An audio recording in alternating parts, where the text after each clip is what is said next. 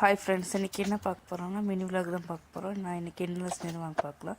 First காலையில் எழுந்திரிச்சு tea வச்சு போட்டு எனக்கு டீயை எங்கள் வீட்டுக்காருக்கு பால் ஆற்றியாச்சு. அதுக்கப்புறம் ஒரு தோசைக்கல் வச்சுட்டு அதில் சப்பாத்தி நம்ம இதை வைக்கலாம். அதுக்கு பீஃபு தக்காளி வதக்கி வச்சுருக்கிறேன். அதுக்கப்புறம் மத்தியானத்துக்கு தக்காளி சாப்பாடு செய்ய போகிறேன்.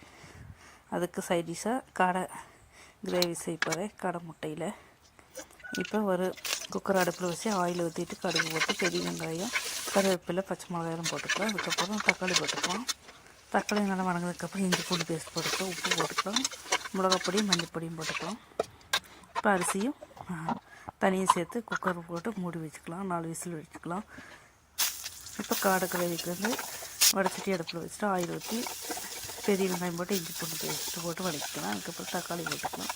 தக்காளி போட்டு நல்லா வதக்கிட்டு மஞ்சள் பொடி, மிளகாப்பொடி, மல்லிப்பொடி, கரம் மசாலா போட்டு நல்லா மசாலா வச்சு கொஞ்சம் தண்ணி ஊற்றியும் போட்டு முட்டையை போட்டு நல்லா கிரேவி மத்தியான சாப்பாடு ரெடி ஆயிடுச்சு. தக்காளி சாப்பாடும் முட்டையும் கிரேவியும் வச்சு மத்தியானம் சாப்பிட்டாச்சு.